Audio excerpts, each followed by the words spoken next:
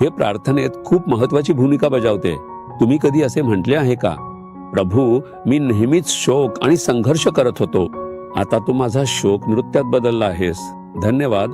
हन्नाला पहा, ती नेहमीच तक्रार करत असे, फक्त माझ्याकडेच मूल नाहीये, प्रभूनं मला एकटीला असंच ठेवलं आहे.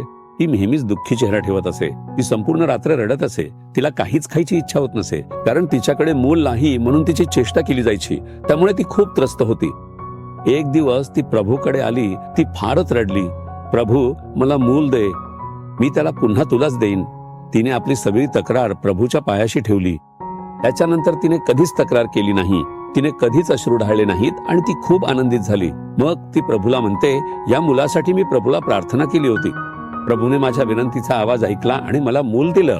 त्याने माझी नाचक्की दूर केली, ती हे आनंदाने सांगते.